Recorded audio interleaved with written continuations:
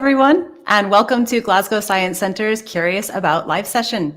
My name is Alicia. I am one of the science communicators here at the Science Centre, and today I am joined by Lauren McCarthy, who is a senior engineer with Scottish Power Energy Networks. Hi, Lauren. Thanks for joining us. Hi, nice to meet you. Thank you for Nice to having meet you me. too. Of course. So, Lauren will be talking about how she and other engineers prepared to supply electricity to the biggest song concert in the world, Eurovision. She will also be discussing her career journey and how she became a senior engineer at a young age.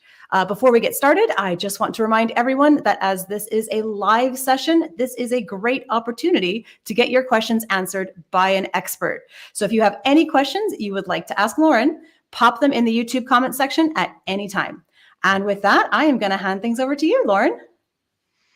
Hi, hello everyone. Thanks for having me today. Sorry, so as you heard, Liverpool hosted the world's biggest song contest, the Eurovision Song Contest. But I want you to just picture this for a second. So you're sitting down, it's Saturday night, the Eurovision Song Contest final is about to come onto the TV. The presenter, they have just walked across the stage. Suddenly, no, the signal is cut, the screen is blank, power cut, the contest is off air. So something has happened. It must have been a power cut on their side. And to put it into perspective, 54 million people are now watching.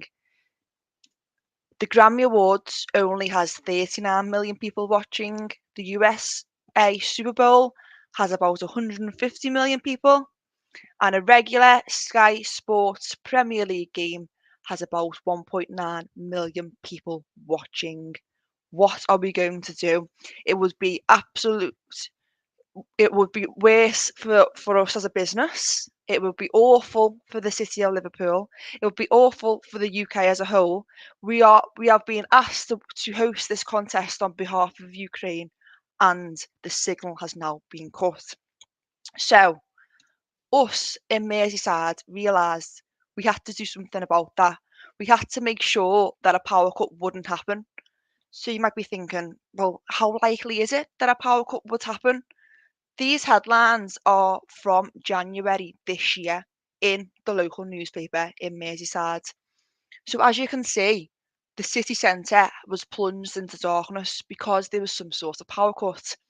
And I know there's going to be people sitting in the audience thinking, well, there's lights on that building over there, and there's a couple of lights on that building over there. So sometimes when a power cut happens, certain buildings will have temporary generation that will kick in when a power cut happens, or it might have its own supply, or also it could not. They might be on a different circuit, so only one circuit might have been affected by the power cut. However, we don't want any of the circuits that are feeding Eurovision to go off supply. So what we had to do was we had to start fixing all known faults within the area. So you might be thinking, what is a fault? A fault happens when the cables in the ground or overhead, they come apart, and then in fact the circuit is then cut. And as you should know from science, that when a circuit needs to be complete for electricity to flow.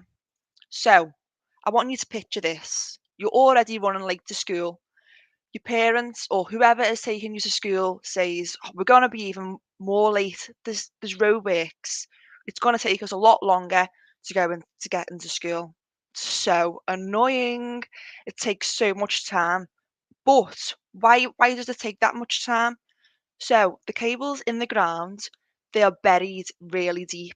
Some of them have been buried for over 70 years, which means the city has been built around them and on top of them.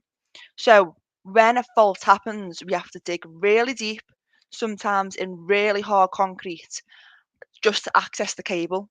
And that could take days. So often you'll find that roadworks will happen for a long period of time.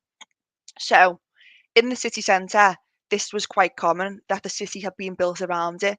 So fixing all these faults in the area that we knew about, it was a hard task. It was an expensive task, but it's something that we knew we had to do because we didn't want Eurovision to go off supply. So about 9 months before Eurovision started, we started the project to fix about 20 or 30 known faults in the city centre.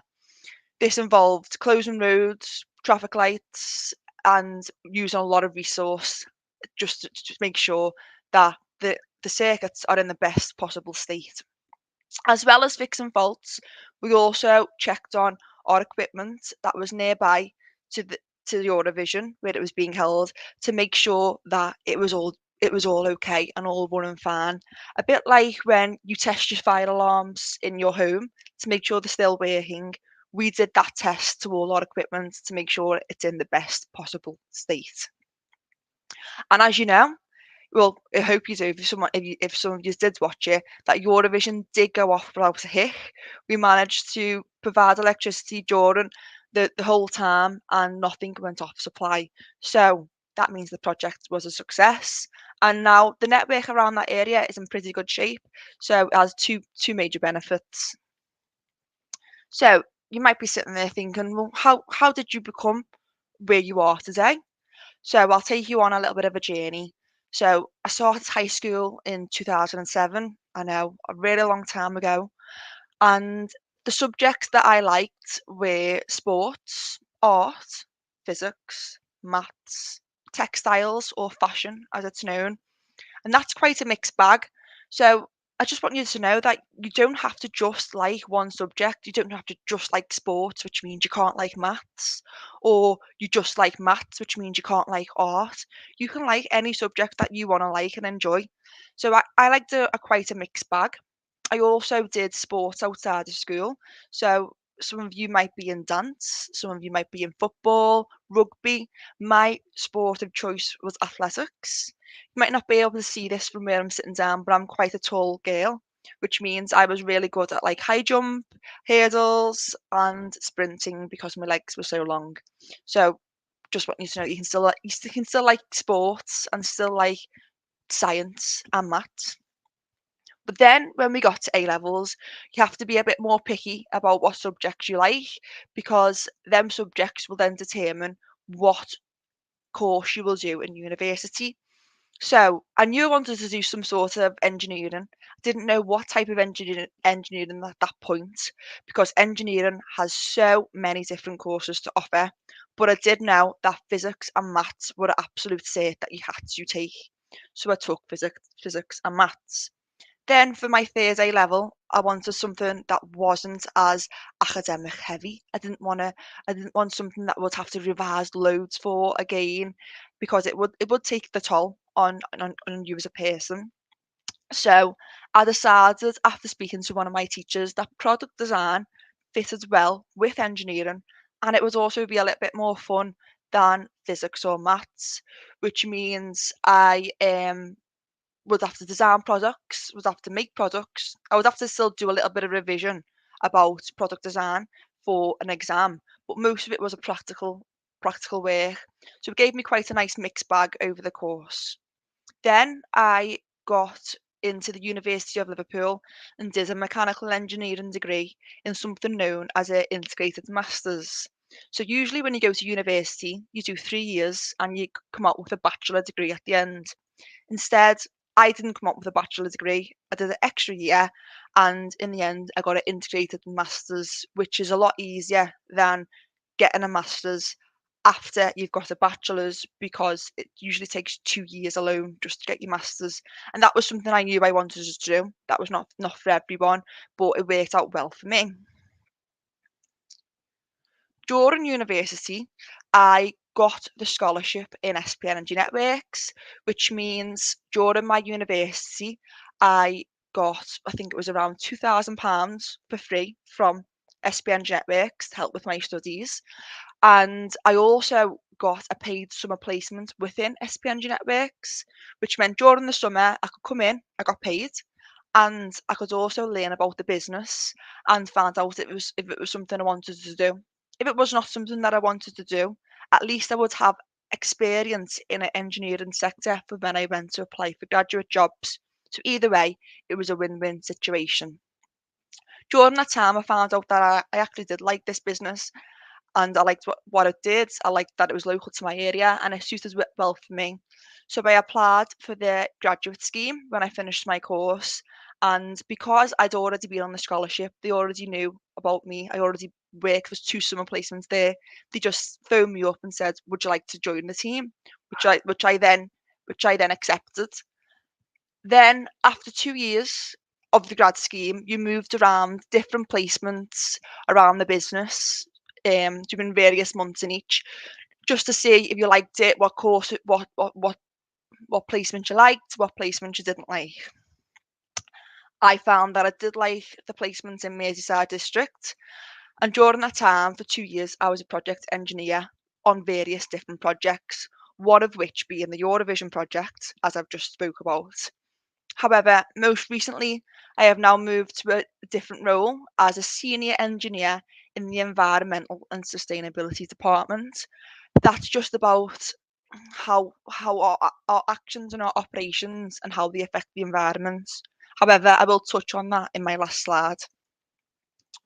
So, how do I use STEM in what I do?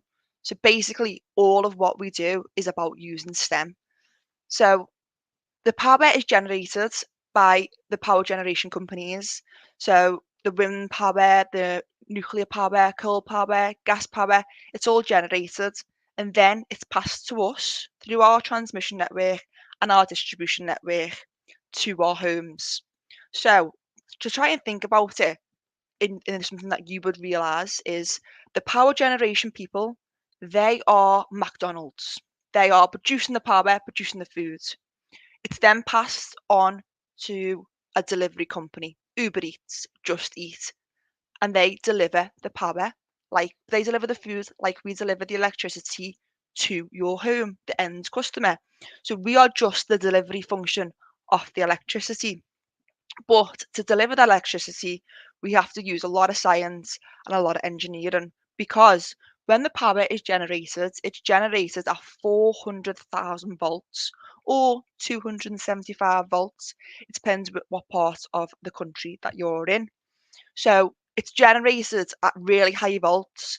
But to transfer that power over long distances, we would lose so much energy in heat. So through the transmission network, through the distribution network, it goes through something called transformers.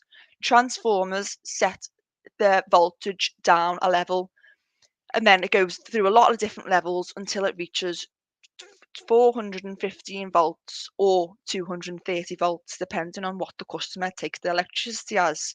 So we do that, we step down the voltage, as I've just said, so that the electricity is not wasted as heat. We get it as efficiently as possible, and all that is done by science. Now, in my new job, this is about how our network and our activities have an impact on climate change and biodiversity. Most of our network is very old, as I've just said. So when it was put in, the environment wasn't our face, it wasn't in our mind 70 years ago. No one knew how climate change and how it would affect the environment. So it had a lot of old engineering systems in, but they necessarily aren't environmentally friendly, such as we have cables and transformers, as I've just told you, they contain oil.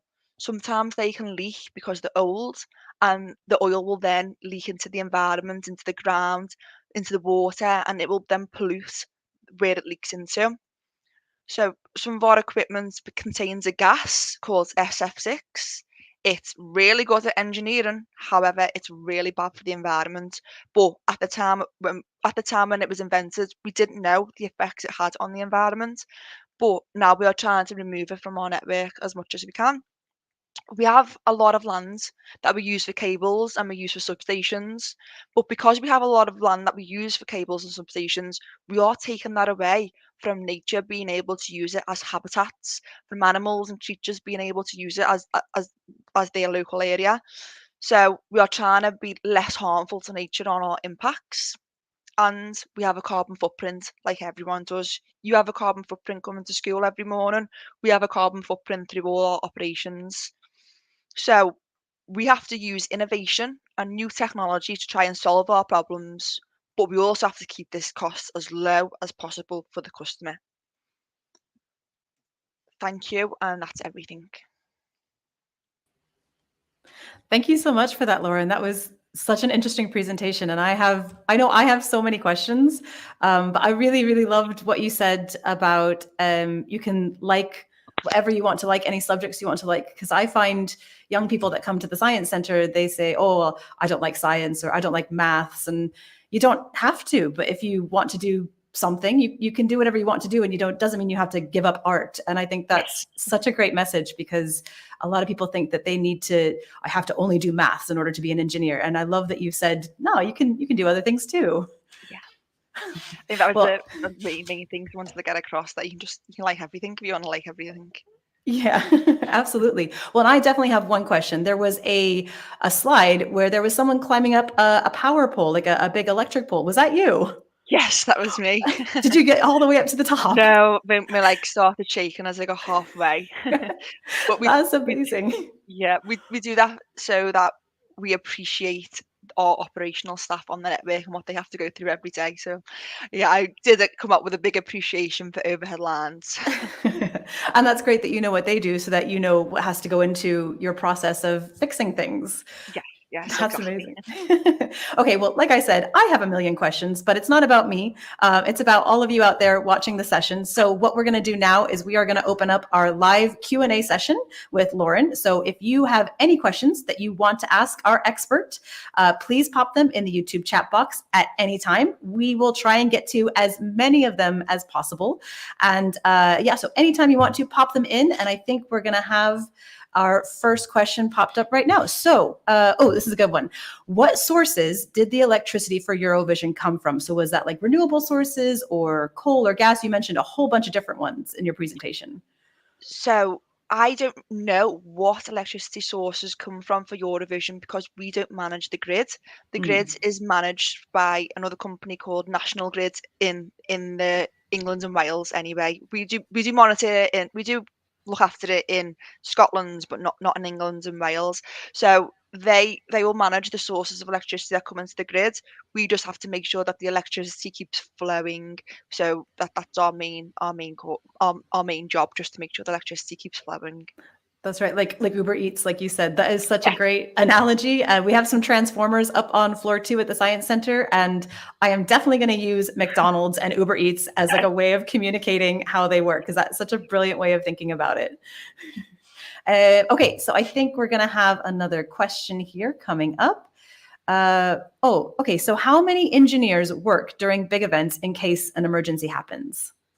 So how we do our emergency planning is that we have something called standby. So it will mean that we will have a number of staff, whether that be engineers or it will be jointing staff. That means the staff that puts the cables back together, or overhead line staff. They're the people that work on the overhead lines.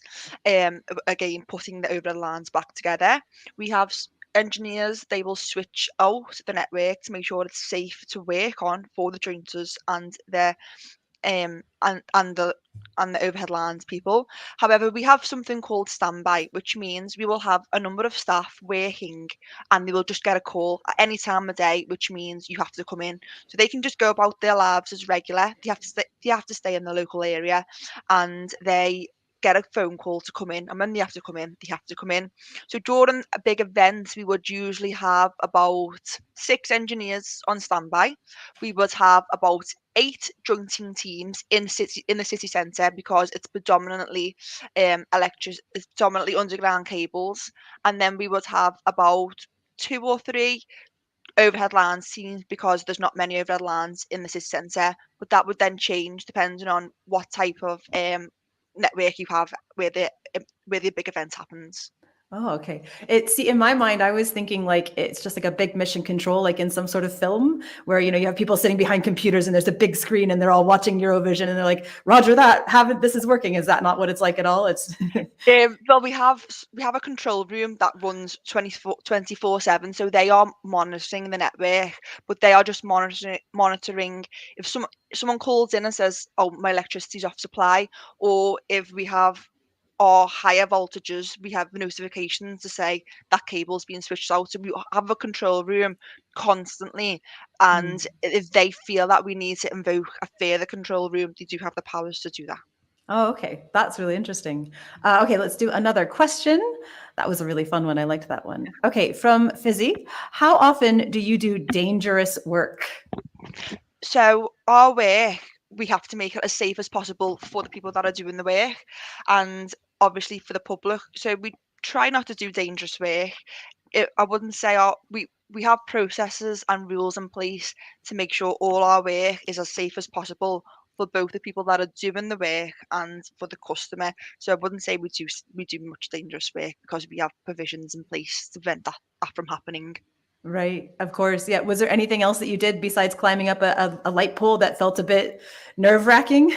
That was the worst one for me. But I've also had experience in switching out the network. That is quite scary for me. So we have a LV network. We have something called a big massive fuse that you would have in a plug, but obviously this is a lot bigger. I've had to put one of them in, Uh-huh. and that was quite scary. So it was quite sparking, and you could feel the pull because it wanted the fuse. So that was quite Right. quite scary, but it was as safe as possible. Right. Literally feeling the power in your hands. Yeah. Okay, let's do another question. These are really great. Keep them coming, guys. Okay, so Mandy Warlow, my children are asking, what is your favorite part of your job? If not already answered, which I don't think we have answered. Oh, they lost a bit of sound in the beginning. Apologies for any technical difficulties. But yeah, so Lauren, what is your favorite part of your job? So my favorite part is that every day is different. I don't come in and do the same task every single day. It's constantly changing. I'm constantly having to think on my feet, especially when I was in the faults world. It was happening there and then. And problems were arising there and then. So I liked constantly being challenged and thinking on my feet. In my new job now, I like that I feel like I'm making a difference. Climate change is a massive issue for everyone, and I just like that I know for a fact I am making a difference and making some positive impacts to help my children and then their children's children in the future. Yeah, that we were talking about how you're taking the old systems and trying to update them, and that just seems like a really great place to be, right at the forefront of making things better and being able to provide that for, like you said, your children. That's a really wonderful thing. Okay, let's do another question. I want to get as many of these as possible. These are really good. Gemma Johnston, how long does a big project like Eurovision take to prepare for? I know you talked a bit about 9 months in advance, but were there even longer processes going forward from that?